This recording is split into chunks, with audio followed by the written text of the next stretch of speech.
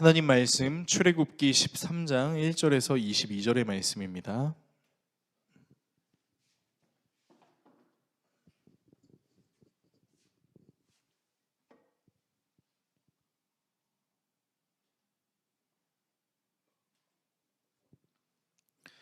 구약성경 약 101페이지 정도에 있는 출애굽기 13장 1절에서 22절의 말씀 한 절씩 교독하시고 마지막 절은 같이 읽도록 하겠습니다. 하나님의 말씀을 읽겠습니다.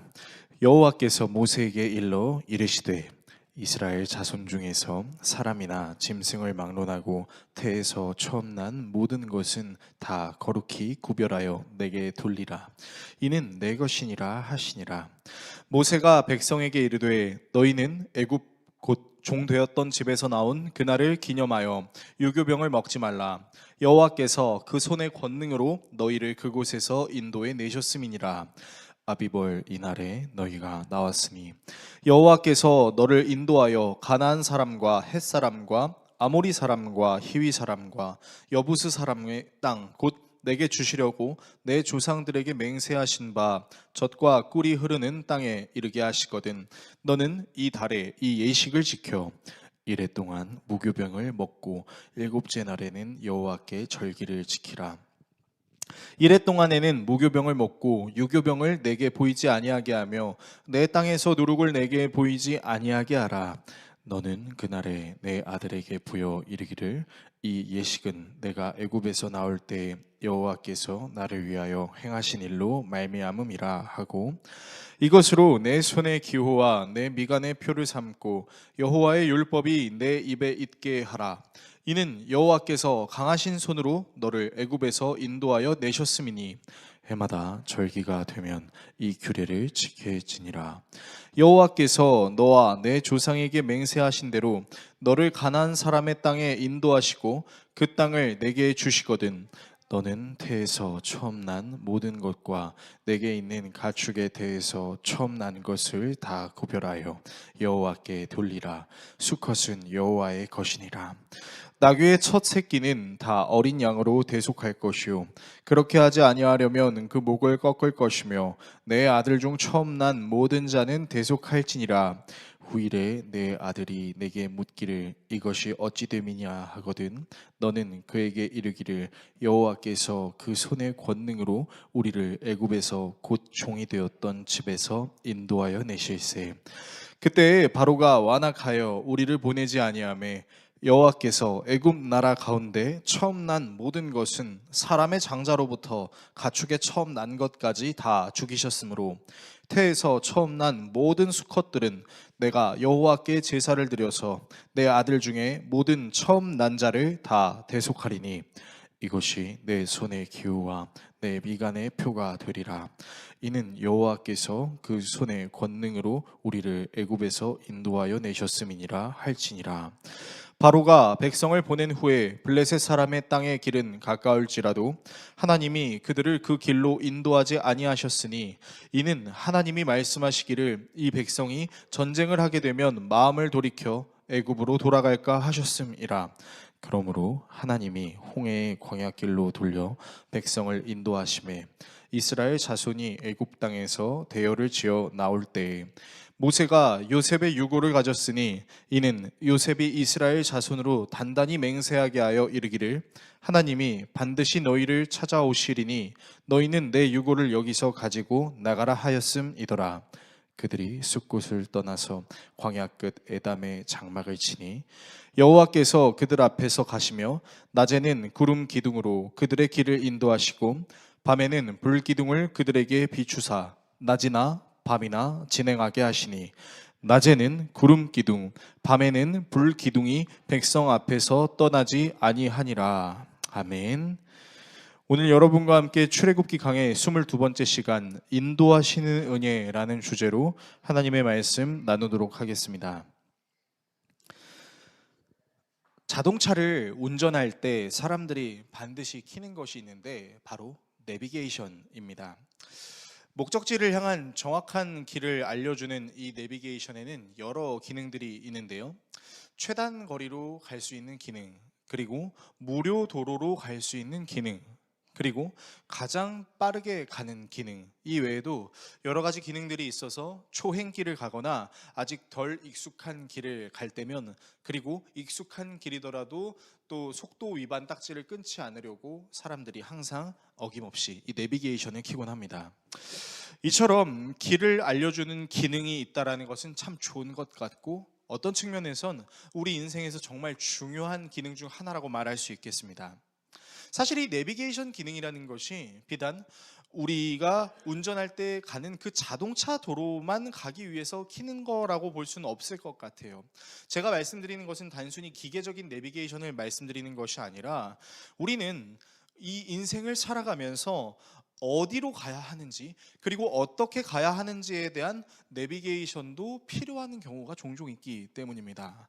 이런 내비게이션들은 우리에게 사회, 문화, 경제, 사람들이 당연시 여기는 것들이 될 수 있겠죠. 이를테면 내가 가야 할 학교는 어디인지, 그리고 내가 취업을 해야 될 직장, 내지는 내가 반드시 해야만 하는 그 사업은 무엇일지, 내지는 내가 잘할 수 있는 것이 무엇인지 알기 위한 여러 가지 경험들이라든지, 이 세상에서 못해도 본전은 치를 수 있다고 말할 수 있는 세상적인 기준이라든지, 그런 것들이 바로 우리 인생의 또 다른 내비게이션들이라고도 말할 수 있을 것입니다. 그렇다면 우리의 인생에서 가장 정확한 내비게이션이다라고 말할 수 있는 존재는 무엇일까요? 저는 여러분께 바로 그 존재가 우리를 창조하시고 우리를 다스리시며 선하신 계획대로 우리를 인도하시는 하나님이 우리의 궁극적인 인도자와 같은 존재다라고 말씀드리고 싶습니다. 무엇을 해야 할지, 어떻게 해야 할지, 어디로 가야 할지를 항상 고민하는 우리에게 하나님께서는 답 그 자체로 함께 하실 수 있는 능력을 가지고 계시기 때문이죠. 드디어 이스라엘 사람들이 이집트의 속박에서 벗어나 해방을 맞이하여 길을 떠나려고 하고 있습니다. 하나님께서는 이 길을 떠나려는 이스라엘 사람들에게 무엇을 기억해야 하는지, 그리고 어디로 가야 하는지에 대해 알려주시는데요. 오늘 이 내용을 토대로 여러분과 함께 우리를 인도하시는 하나님의 은혜에 대한 내용을 살펴보려고 합니다. 본문을 통해서 다음의 내용을 살펴보려고 하는데요. 먼저 하나님의 인도하심을 따를 준비에 대해서 살펴보겠습니다. 그리고 하나님의 실제적인 인도하심에 대해 살펴보겠습니다. 마지막으로 하나님의 인도하심을 따르는 삶에 대해 살펴보겠습니다. 하나님의 인도하심을 따를 준비, 하나님의 실제적인 인도하심, 하나님의 인도하심을 따르는 삶, 이 세 가지 내용을 함께 나누고 기도하는 시간을 갖도록 하겠습니다. 첫 번째, 하나님의 인도하심을 따를 준비입니다. 하나님께서 이스라엘을 이집트의 속박에서 벗어나서 이제 이동하게 하시기 전 모세를 통해 다음과 같은 내용을 말씀하시는데요. 오늘 본문에서 하나님께서 이스라엘 사람들에게 말씀하시는 내용을 세 가지로 요약하면 이겁니다. 첫 번째는 사람이든 짐승이든 처음 난 것은 모두 하나님께 바치라는 것. 두 번째는 무교절이라는 절기를 지킬 것. 세 번째는 자녀들에게 신앙을 가르치라는 것입니다. 자, 이 세 가지 내용을 좀 살펴보겠습니다. 먼저 하나님께서 말씀하신 사람이든 짐승이든 처음 난 것은 모두 자신의 것이다 라고 말씀하시는 이유가 무엇일까요? 자, 하나님께서 이 말씀을 이스라엘 사람들에게 하시기 전 이집트에 내렸던 10가지 재앙 중 마지막 재앙이 있었습니다. 그것이 무엇이냐면 장자의 죽음, 처음 난 것에 대한 죽음이었죠. 이집트 땅에 있는 모든 사람들의 처음 난 장자, 그리고 짐승들 중에 처음 난 짐승은 하나님께서 모조리 다 죽이셨다라는 거죠. 이 사건을 일으키신 이유를 우리는 지난번에 이렇게 다뤘었죠. 하나님께서 당시 이집트 사람들의 장자를 죽이셨던 이유는 그때 당시에 고대 근동 사회에서 사람들이 너무나도 중요하게 여겼던 존재가 바로 첫째, 장자, 아들이었다라는 것이죠. 이 아들에게 자신의 가문을 넘겨주고 모든 재산의 거의 대부분을 넘겨주고 가족의 대표가 될 수 있고, 이 장자가 우리 가족의 미래다라고 생각하는 습성과 문화가 있었기 때문이죠. 그래서 무엇과도 바꿀 수 없는 가장 중요한 이 장자를 하나님 마음대로 하실 수 있다라는 것을 재앙을 통해 보여주심으로 하나님께서는 사람이 가장 소중히 여기는 것도 자신의 마음대로 할 수 있는 하나님은 전능자다라는 사실을 보여주셨다라는 것이죠. 사실 이집트뿐만이 아니라 이집트에 종살이했던 이스라엘 사람들도 모두 장자의 죽음의 대상이었습니다. 그러나 하나님께서 이스라엘 사람들에게 이렇게 말씀하셨죠. 흠이 없는 어린 양을 잡아다가 좌우 문설주와 임방에 그 피를 바르면 죽음의 사자는 그 피를 보고 지나갈 것이다 라는 말씀을 하셨었죠. 만약 이스라엘 사람들이 이 하나님의 말씀에 순종하지 않으면 어떻게 됐을까요? 역시 이집트 사람들과 마찬가지로 그 좌우 문설주와 임방에 피를 바르지 않았다면 이스라엘 사람들의 장자 역시 죽을 수 있었습니다.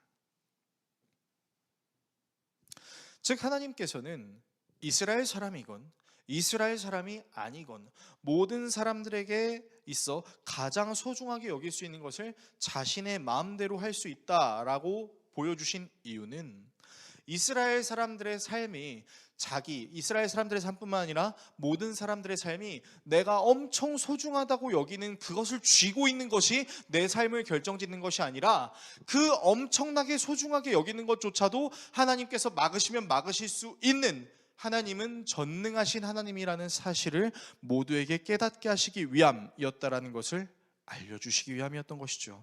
자, 두 번째입니다. 무교절을 지키라고 말씀하신 이유가 도대체 무엇일까요? 자, 이 무교절이란 7일 동안 누룩이 없는 빵을 먹는 겁니다. 그러니까 이제 누룩이라는 것은 빵을 부풀게 해주는 것인데 모든 이제 제빵사들이 빵을 만들 때 이 부풀어지게 하는 누룩을 항상 넣습니다. 페이스트 같은 걸 넣어서 이제 빵을 만들죠. 그런데 누룩이 없는 빵, 딱딱하고 맛도 없던 그 빵을 7일 동안 먹으라고 하시는 거예요. 자, 왜 하나님께서 굳이 이런 절기를 만드셨을까요? 일단 이스라엘 사람들이 이집트를 탈출하게 된 그 경위가요, 생각보다 굉장히 급진적입니다. 자, 이집트 장자들과 짐승들의 처음 난 것에 대한 죽음 때문에 이집트 온 나라에 비명이 있었습니다. 그리고 이 죽음은 파라오도 예외는 아니었죠. 결국 이 죽음의 난리통 끝에 파라오는 모세를 불러서 너희들 백성을 데리고 얼른 떠나라 라고 얘기합니다. 자, 그런데 이 장자의 죽음과 이집트를 떠나게 되는 순간이 무려 하루도 걸리지 않습니다. 이스라엘 사람들이 이집트에서 종살이했던 시간은 430년이었어요. 근데 그 430년이 너무나 무색하게 느껴질 정도로 하나님께서는 단 하루 만에 이 이스라엘 사람들을 탈출시키신다라는 것입니다. 자, 그러니까 이 이스라엘 사람들이 탈출하면서 먹을 것을 챙겼어야 됐잖아요. 그러니까 누룩이 있는 빵을 먹을 틈이 있었겠습니까? 없었겠습니까? 당연히 없죠. 빵을 만들다 말았던 그 누룩이 없는 빵을 어깨에 들쳐매고 가야 되는 거예요. 떠나야 되니까요. 그러니까 하나님께서 이 누룩이 없는 빵을 먹는 무교절을 지키라고 말씀하시는 이유는 너희들을 아주 급하게 구원해 냈던 이 날을 기억하라 라는 하나님의 방법이었던 것이죠. 세 번째로 자녀들에게 신앙을 가르치라고 말씀하신 이유가 무엇일까요? 여러분 한번 상상해 봅시다.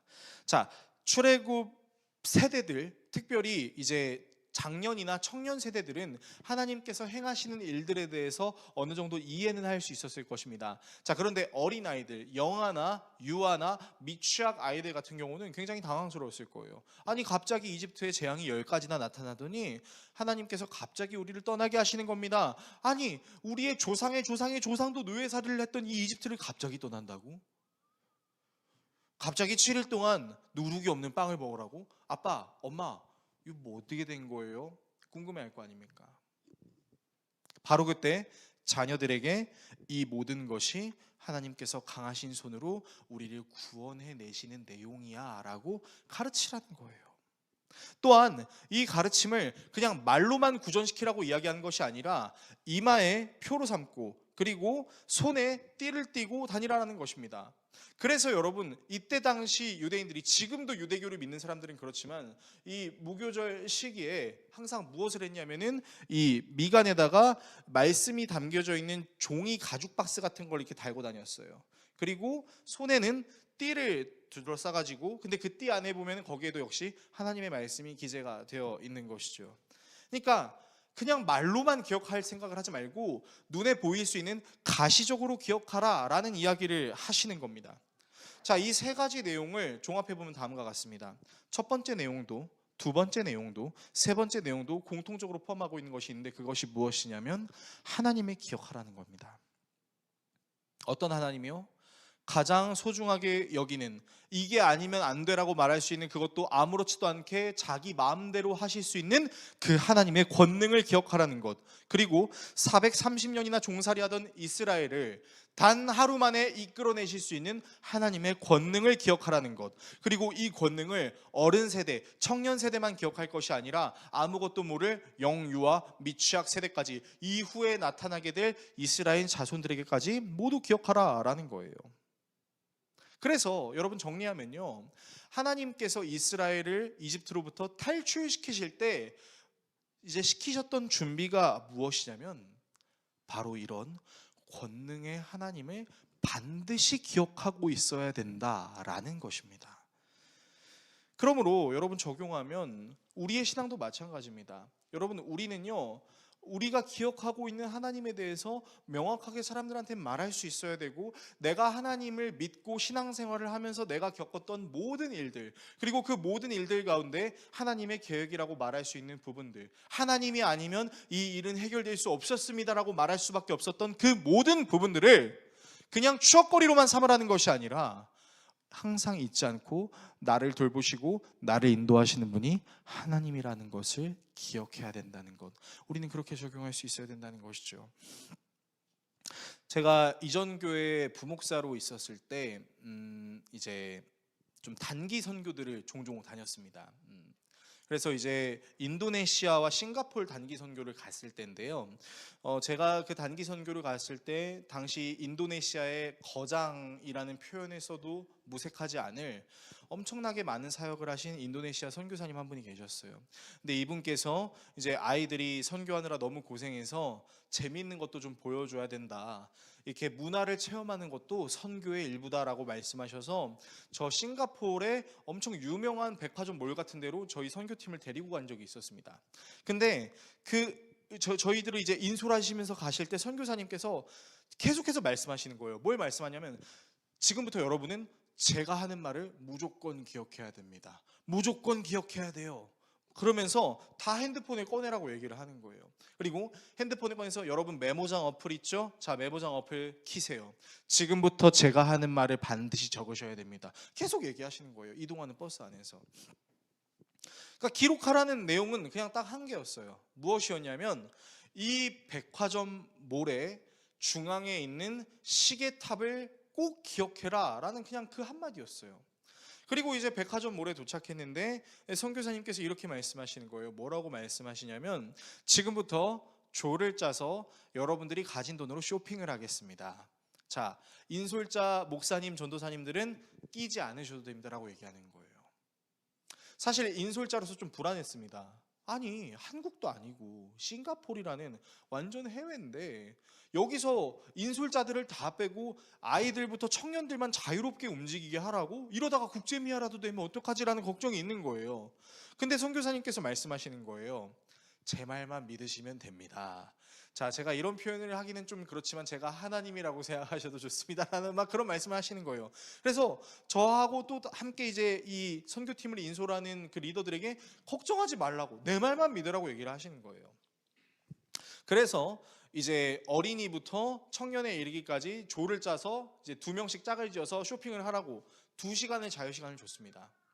그리고 그 2시간 동안 이제 선교사님과 인솔자들과 이제 티타임을 가지고 있었는데, 자, 2시간이 지나고 제 온몸에 땀이 생기는 경험을 제가 한번 했어요. 여러분, 인솔자가 붙지 않으면 꼭 미아가 발생합니다. 근데 아니나 다를까 한 명이 안 온 거예요. 전화를 했습니다. 아무리 전화를 해도 전화를 받지 않는 거예요. 아마도 이 싱가포르에 한 번도 경험해보지 못했던 새로운 쇼핑몰에 가서 이것저것 보니까 너무 신난 나머지 핸드폰을 볼 생각을 못했었던 것 같아요. 난리가 났습니다. 그래서 제가 이제 함께 인솔하는 다른 리더들에게 당신은 몇 층, 당신은 몇 층, 당신은 몇 층으로 가서 찾읍시다. 찾으시면 연락 주세요라고 얘기했어요. 근데 옆에서 선교사님이 계속 허허허 하고 웃고 계시는 거예요. 그래서 선교사님, 이게 웃을 일이 아닌데 이러니까 선교사님께서 이렇게 말씀하시는 거예요. 곧 있으면 돌아옵니다. 시계로 갑시다. 중앙에 있는 시계로 갑시다라고 얘기를 하는 거예요. 근데 여러분, 어떻게 제가 이렇게 잠잠할 수가 있겠습니까? 만약에 진짜 국제미아로 되게 되면은 이거 다 제 책임이거든요. 저 때문에 한 가정에 엄청 슬픈 일이 일어날 수 있는 거거든요. 그래서 제가 막 전전긍긍하고 있으니까 선교사님께서 이렇게 말씀하시는 거예요. 목사님, 싱가포르는 엄청난 법치 국가입니다. 여러분이 길가에 캐리어 놔도 아무도 안 가져갑니다. 제 말을 믿으세요. 그러니까 선교사님이 자꾸 무슨 말씀을 하시냐면 자꾸 자기 말을 믿으라는 말만 하는 거예요.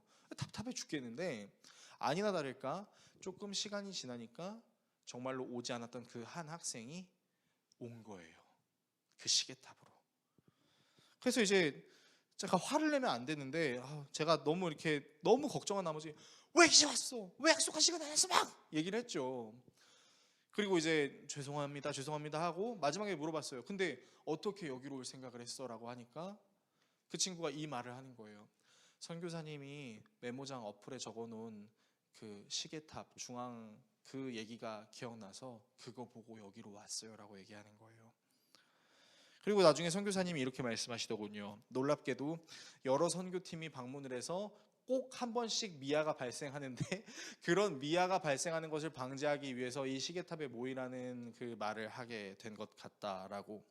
그러면서 선교지에 왔을 땐 제 말만 믿으시면 됩니다 라고 말씀을 하시는 겁니다.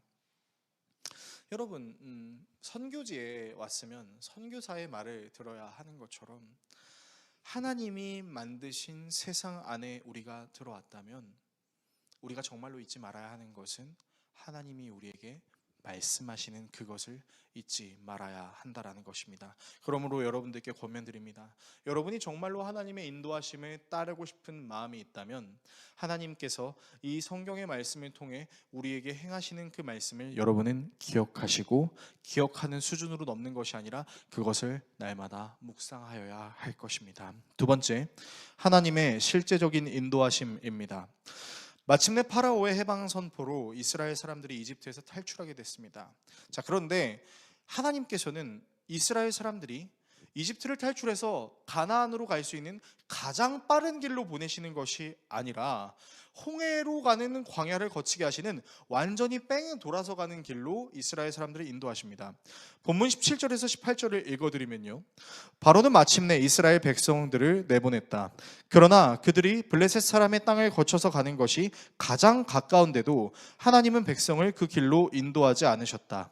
그것은 하나님이 이 백성이 전쟁을 하게 되면 마음을 바꾸어서 이집트로 되돌아가지나 않을까 하고 염려하셨기 때문이다. 그래서 하나님은 이 백성을 홍해로 가는 광야길로 돌아가게 하셨다. 이스라엘 자손은 대열을 지어 이집트 땅에서 올라왔다. 자, 이 말씀이 무슨 의미인지 좀 쉽게 이해하실 수 있게 사진을 하나 보여드리겠습니다. 자, 사진을 보시면요, 자, 저게 지금 무슨 그림이냐면, 자, 그 갈색 길 보이시나요? 저 갈색 길이 바로 오늘 우리가 읽은 말씀인 그 블레셋 사람 땅의 길입니다. 그러니까 편안하게 가나안으로 갈 수 있는 길이고요. 파란 색깔을 보시면은 굽혀져서 가는 길이 있습니다. 자, 저기에 뭐냐면 바로 홍해가 껴있는 광야로 돌아가는 길이에요. 그러니까 누가 봐도 블레셋 사람의 길로 가는 것이 훨씬 빠르고 편합니다. 자, 그럼에도 불구하고 왜 하나님께서는 블레셋 사람의 땅으로 가게 하지 않으시고 홍해를 돌아 광야로 인도하셨을까요? 자, 먼저 블레셋 사람의 저 땅, 저 길은요, 당시 고대 근동 사회에서 군사도로, 국제무역 도로로 사용되는 곳이었습니다. 그래서 이 도로가요, 이 도로에 항상 무엇이 있었냐면 전쟁이 있었습니다. 각 나라에서 패권을 드러내기 위해, 장악하기 위해 가장 중요한 땅이라고 여겨질 수 있는 부분 중 하나가 바로 이 블레셋 사람의 땅이었다라는 것이죠. 그래서 이 땅에 어떤 사람들이 있었냐면 이집트가 파견한 군대들이 있었습니다. 초소들이 있었던 것이죠. 자, 그러니까 이런 거예요. 만약에 파라오가 마음을 바꿔서 이스라엘을 보내주긴 했지만 마음에 안 들면 다시 그 군대를 동원해서 잡는 겁니다. 그리고 이스라엘 사람들이 편안한 마음으로 떠나가지만 목숨을 위협하는 죽음의 칼날 앞에 서게 된다면 하나님의 말씀에 따르지 않고 다시 이집트로 돌아갈 수 있는 위험성도 있는 것이죠. 그래서 하나님께서는 편하게 갈 수 있는 길임에도 불구하고 돌아서 가는 길로 이스라엘 사람을 인도하십니다. 그리고 또 다른 이유가 있어요. 하나님께서는 이미 시내 광야에서 모세를 통해 언약을 맺고 율법을 주시고 성막을 건축하게 하시려는 계획을 갖고 있으셨기 때문입니다. 자, 하나님께서 호렙산에서 모세를 부르셨을 때 하셨던 말씀이 있는데 출애굽기 3장 12절에는 이런 말씀이 기록되어 있습니다. 하나님이 대답하셨다. 내가 너와 함께 있겠다. 내가 이 백성을 이집트에서 이끌어낸 다음에 너희가 이 산 위에서 하나님을 예배하게 될 때 그것이 바로 내가 너를 보냈다는 징표가 될 것이다. 자, 하나님께서 이스라엘을 구원하시기 위해 모세라는 인도자를 부르신 산이 호렙산이었습니다. 근데 그 모세를 부르셨을 때 하나님께서 뭐라고 말씀하시죠? 네가 이스라엘 사람들을 인도해 내서 이 호렙산에서 예배하게 할 계획을 나는 이미 세워놓았다라는 것이죠. 여러분, 그래서 이 호렙산, 다른 말로는 신의 산에서 이스라엘 사람들이 무엇을 하게 되냐면 십계명을 받게 됩니다. 그리고 십계명뿐만 아니라 도덕법, 의식법, 제사법, 여러 율법들을 받게 되고요. 그 율법을 받기 전에는 어떤 약속을 하냐면 세계가 다 내게 속하였으니 너희들이 내 말을 믿고 따르면 나는 너희들의 하나님이 될 것이다 라는 언약을 맺습니다. 그리고 이 이후에 하나님의 임재를 상징하는 성막 건축법도 배우게 되는 것이죠. 그러니까 하나님께서는 정말로 이 이스라엘 사람들과 하나가 되시기 위한 계획을 이미 세워 놓으셨다라는 것이죠. 진실하게 이스라엘 사람들을 구원하실 계획이 있으셨다라는 거예요. 자, 물론 하나님께서 이런 계획을 하셨다 할지라도 이스라엘 사람들이 가야 할 길은 사실 매우 불편한 길이었습니다. 여러분, 국제 무역, 여러분 얼마나 편한 길이었겠어요. 여러 나라들이 한 번에 들어오고 빠져나갈 수 있도록 잘 만들어 놓은 길이지 않겠습니까? 그런데 그 길이 아니고 광야예요. 사막이에요. 강이 없고 낮에는 너무 뜨겁고 밤에는 너무 추운 그런 광야란 말이죠. 그래서 하나님께서 이스라엘 사람들에게 허락해 주신 것이 있습니다. 오늘 본문 말미에는 하나님이 이스라엘 사람들을 인도할 때 낮에는 구름 기둥으로 밤에는 불 기둥으로 인도하신다라는 말씀이 있는데요. 여러분, 이 구름 기둥과 불 기둥이 상징하는 것이 있죠. 여러분, 사막을 가보신 경험이 있으시면 아시겠지만 낮에 정말 덥습니다. 그 더위를 해치우시기 위해 구름 기둥으로 오셨습니다. 그리고 사막이 밤이 되면 기온이 급강하여 정말 춥습니다. 그 추위 안에서 이스라엘 사람들을 보호하시기 위해 불기둥으로 오셨어요. 그리고 이 구름 기둥과 불 기둥은 눈에 보이는 거였습니다. 그래서 이스라엘 사람들이 사막이라는 광야를 거쳐가면서, 사막에는 길이 없잖아요. 어디로 가야 되는지를 알려주시는 이정표와 같은 역할로 이 구름 기둥과 불 기둥을 보내주신 것이죠. 또한 언제 모를 이상한 괴한들의 급습을 대비하게 하시기 위해 대열을 이루어서 이동하라 라고 하나님께서 말씀하셨습니다. 군대를 갔다 오신 분들은 다 아실 겁니다. 대열로 움직이는 것이 얼마나 작전에 중요하다는 것인지를 우린 다 아는 것이죠. 자, 이를 통해 우리가 알 수 있는 하나님의 특징이 있습니다. 여러분, 그것은요, 하나님께서는 이스라엘 사람들이 겁을 먹어서 하나님을 저버릴 수도 있는 연약함이 있다는 것까지 계산하셨어요. 그리고 그 힘들고 어려운 상황들을 허락하여 주셔서 이 사람들의 믿음을 견고하게 훈련시키실 뿐만 아니라 단순히 채찍질과 같은 훈련으로만 끝나는 것이 아닌 그 채찍질 가운데 광야의 길이 될 수 있도록, 사막의 강이 될 수 있도록 하나님께서 직접적으로 주시는 은혜도 있었다라는 겁니다. 그래서 이 이스라엘 사람들이 이제 가나안으로 가는 여정 속에서 먹을 것이 없었을 때 만나를 주셨고 메추라기를 주셨고 물이 없어서 목이 마를 때는 물을 나오게 해주셨고, 전쟁을 만날 때는 이기게 하시는 그 하나님의 은혜들이 이 출애굽 모든 여정 가운데 있다라는 것이죠. 이 실제적인 인도하심을 따르는 것은 사실 결코 쉬운 일은 아닙니다.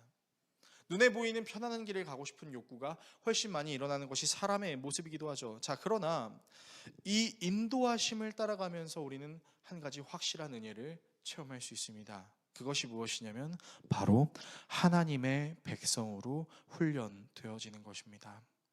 내 생각과는 다르더라도, 답이 없는 것처럼 보이더라도 답이 되시는 하나님께서 자신의 계획대로 인도하시며 답이 없는 상황에도 답으로 함께 하시는 그것을, 이 생애를 하나님의 계획을 따라 살아갈 때 우리는 경험할 수 있게 된다라는 것입니다. 그러므로 기억하십시오. 하나님의 인도하심은 추상적인 것, 허구적인 것이 아닙니다. 실제로 하나님은 우리를 인도하십니다. 물론 그 길에는 정말 사막처럼 목이 마르고 뜨겁고 답이 없어 보이고 길이 없어 보이는 순간도 있을 수 있지만, 그런 우리의 연약함까지도 하나님은 계산하셔서 하나님의 방법대로 우리를 인도하신다는 사실을 잊지 않으시는 저와 여러분들이 될 수 있기를 축복합니다. 세 번째, 하나님의 인도하심을 따르는 삶입니다. 자, 이런 하나님의 인도하심을 따르기 위해서 우리는 우리의 삶에 무엇을 적용해야 할까요? 저는 두 가지를 여러분들께 말씀드리고 싶습니다. 첫 번째는 날마다 나와 함께 하시는 그 하나님의 은혜를 기억하려고 애쓰는 것입니다. 자, 너무 뻔한 말인 것 같나요? 그런데 여러분, 이 뻔한 말이 정말로 우리의 삶에 적용하는 것이 얼마나 어렵다는 건지를 설명해 드리겠습니다. 저는 개인적으로 하나님의 은혜를 누리는 사람들의 마음이 화장실 들어갈 때의 기분과 화장실을 나올 때의 기분이 다르다는 것처럼 느껴지는 경우가 있습니다.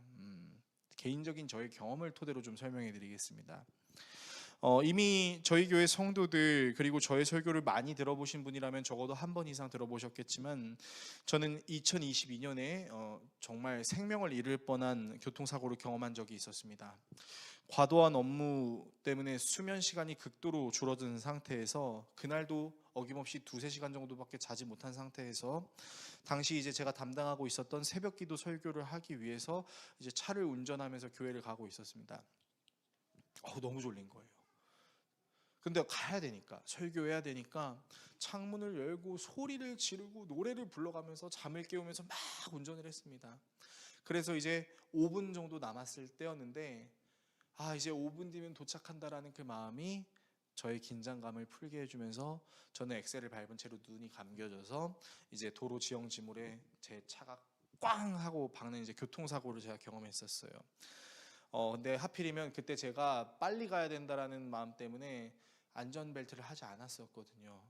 그래서 당시 제 차가 어떻게 파손이 됐냐면, 제 머리가 앞유리를 거의 뚫다시피 부딪히고, 그리고 핸들에 제 가슴을 꽉 박아서 제 간이 여러 조각으로 찢어졌고, 대시보드가 완전히 무너져 내리고, 그 무너져 내린 충격으로 제 왼쪽 무릎이 아주 크게 찢어졌습니다.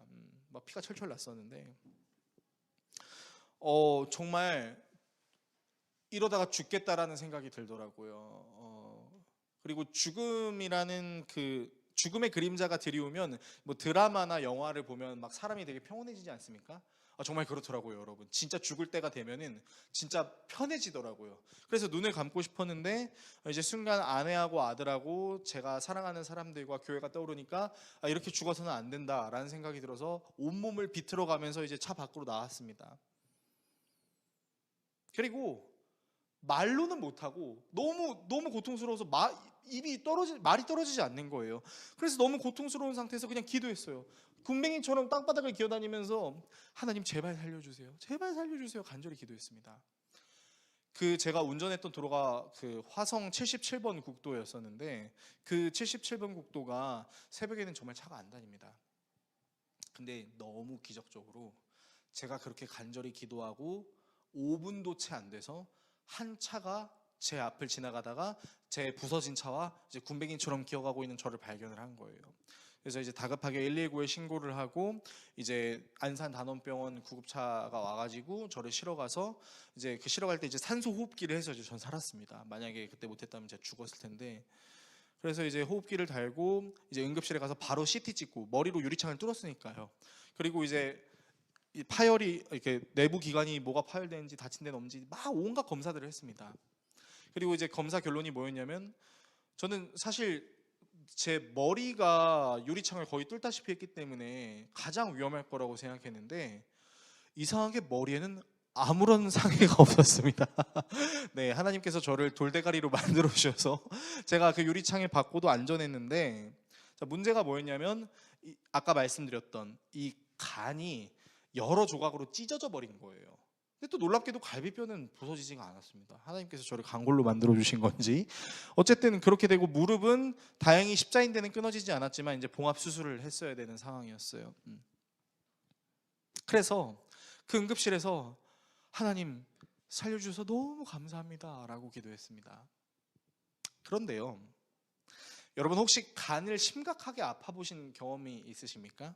저 같은 경우는 간이 여러 조각으로 찢어졌었는데 이 간이라는 거를 이제 함부로 이렇게 봉합 수술을 하면 안 된대요. 왜냐하면 이 간이라는 게 자생 기능을 가지고 있기 때문에 간은 가만히 내버려두면 회복된다라는 겁니다. 그래서 이제 저를 담당하셨던 주치의의 소견이 뭐였냐면 7일 동안 누워 있으라는 거예요. 아무것도 하지 말래요. 그래서 정말 7일 동안 아무것도 하지 않고 침대에 누워만 있었습니다. 여러분 7일 동안 침대에 누워있으면 어떤 현상이 일어나냐면요, 일단 사람 근육이 빠집니다. 와, 제가 7일 동안 누워있다가 8일째 일어났을 때 뭐가 나냐면 쥐가 났어요. 조금 걸었는데 근육이 없어서 쥐가 난 겁니다. 그리고요, 씻지도 못하잖아요.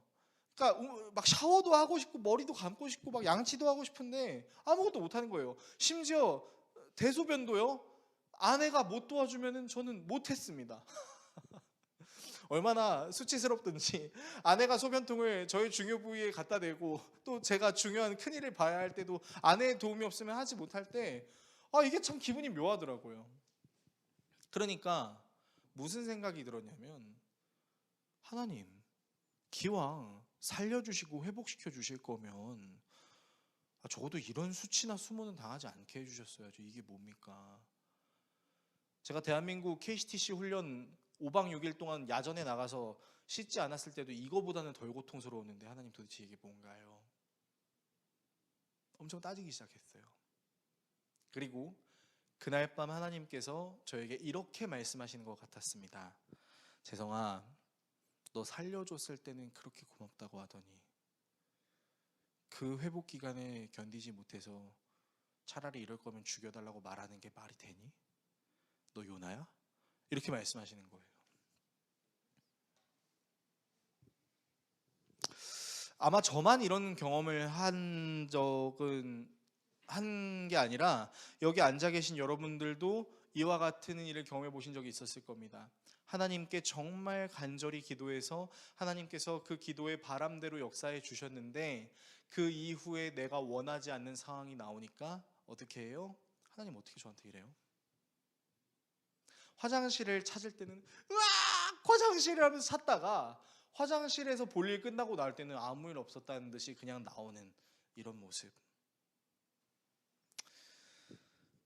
여러분, 우리가 하나님의 은혜를 끊임없이 기억하지 않으면요, 필요할 때만 하나님의 은혜를 구하는 종교 생활을 하면요, 어느 순간부터 하나님의 은혜가 우리에게 굉장히 당연하게 여겨지게 되는 오류를 범할 수 있습니다. 그러나 우리는 항상 고백합니다. 송경민 목사님 찬양 항상 고백하잖아요. 당연한 것이 아니라 은혜입니다. 그렇게 찬양으로 할 때는 은혜롭게 부르지만 사실은 그 내면에 하나님의 은혜를 당연하게 여길 수 있는 연약함이 우리에게 있다라는 것이죠. 그것을 갖지 않기 위해서 우리가 기억해야 되는 건요, 하나님께서 내게 행하신 그 모든 은혜들을 항상 기억하고 그 은혜가 과거에만 머무르는 것이 아니라 현재에도 겪지 못한 미래에도 하나님의 은혜는 여전히 나와 함께 한다는 것을 붙잡는 것. 여러분, 우리는 이것을 의도적으로 열심히 해야 합니다. 성경을 읽는 것도 기도를 하는 것도 당연히 해야죠 라고 말하지만 열심을 내지 않으면 하지 못하는 것처럼, 여러분 우리의 신앙생활에서 하나님을 기억하는 것, 그것에도 우리는 최선을 다할 수 있어야 됩니다. 두 번째입니다. 두 번째는요, 하나님의 역사하심이 내 생각과 같을 때만 감사하는 것이 아니라 내 생각과 다르더라도 내가 생각한 것보다 더 크게 이루실 그 주님을 기억하며 감사하는 것입니다. 오늘 우리는 하나님의 인도하심과 계획이 엄청나게 세밀하다는 것을 살펴봤습니다. 이스라엘 사람들이 이집트의 군대를 보고 겁을 먹어서 돌이킬 수 있을 것까지 계산하셔서 블레셋 사람의 땅의 길로 가게 하지 않으시고 홍해를 지나 광야를 가게 하시는 이 하나님의 계획은 매우 세밀합니다. 그리고 사막의 길을 걸어서 너무 힘든 것처럼 보여도 구름 기둥으로, 불 기둥으로, 필요한 은혜로 하나님은 함께 하셨어요. 혹 우리가 지금 마주하고 있는 상황이 홍해의 광야처럼 느껴지더라도 그 광야의 구름 기둥으로, 불 기둥으로 함께 하시는 하나님이 계시다는 사실을 우리가 신뢰할 수 있다면, 그렇다면 우리에게 필요한 것이 있습니다. 무엇일까요? 당장 상황을 변화시켜 주실 그 하나님이 기대하는 것도 좋지만 그 기대를 넘어서 그 상황 속에서 우리를 버려두지 않으시고 우리를 끝까지 책임지려고 하시는 그 하나님을 바라볼 수 있는 시선이 우리에게 필요하다는 것입니다. 다니엘의 세 친구는 풀무불 가운데서 그리 아니하실지라도라는 고백으로 들어갔습니다. 그리고 다니엘의 세 친구는 풀무불 안에서 아무것도 보지 못했을 겁니다. 그런데 다니엘의 세 친구를 풀무불로 던져버렸던 느부갓네살은 한 존재를 봤어요. 우리가 풀무불에 던진 사람은 3명 아니냐? 근데 왜 저기 한 사람이 더 있느냐? 누구였습니까? 바로 다니엘의 세 친구를 지키는 천사 같은 존재였던 것이죠. 여러분, 우리 눈에 하나님 살아계신 거 맞아? 하나님 역사하신 거 맞아? 라고 말할 수 있는 상황과 환경이 우리에게 올 수 있지만요, 또 다른 누군가가 우리의 상황과 환경 속에서 우리를 위하여 일하시는 하나님을 발견할 수도 있는 것입니다.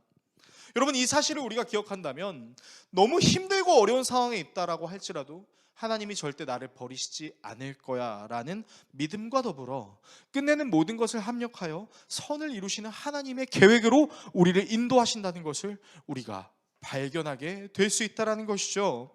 이 하나님의 은혜를 끊임없이 묵상하고 신뢰하는 이 삶을 살게 하시는 분이 있습니다. 그분이 우리가 그런 삶을 살아갈 수 있도록 우리의 모든 죄의 문제를 위하여 그 모든 죄를 자신에게 상달시키시고 죽으시고 부활하심으로 우리와 끊어진 하나님과의 관계를 자신의 피로, 부활로 회복시키셨습니다. 바로 예수 그리스도시죠. 이 예수 그리스도께로 나아가십시오. 우리의 죄의 문제를 위해 어린 양처럼 자신의 죽음으로 해결하신 하나님의 장자 예수 그리스도, 그분이 힘들고 어려운 상황에 있었던 사람들을 자신의 형제로 여기며 그들과 함께 먹고 마셨던 그 사실을 기억하십시오. 그리고 그분께 여러분의 마음을 내려놓으십시오. 진정한 중보자 되신 예수님께서 우리로 하여금 하나님의 인도를 받으실 수 있도록 우리를 인도하여 주실 것입니다. 설교를 정리하겠습니다. 사랑하는 성도 여러분, 하나님의 계획은 이 세상이 만들어지기 전부터 존재했습니다. 그리고 하나님은 지금도 쉬지 않으시고 일하시는 하나님이십니다. 여러분이 가는 모든 길에 하나님은 함께 하십니다. 여러분들이 가지고 계신 모든 생각과 마음 또한 읽고 계십니다. 우리 역시 지나간 모든 세월 나에게 역사하신 그 하나님의 은혜를 기억하며 앞으로 역사하시는 그 하나님을 잊지 말아야 할 것입니다. 당장 내게 보여지는 상황과 환경으로 하나님을 판단하려고 하기보다는 모든 것을 합력하여 선을 이루시는 그 하나님이 생각나게 해달라고, 그 하나님을 기억할 수 있게 해달라고 예수님께 간구하십시오. 그분이 우리를 선하신 길로 인도하여 주시는 하나님의 은혜 안에 늘 거하게 하여 주실 것입니다. 그 예수 그리스도를 신뢰하시는 저와 여러분들 모두가 될 수 있기를 예수 그리스도의 이름으로 축원합니다. 기도하겠습니다.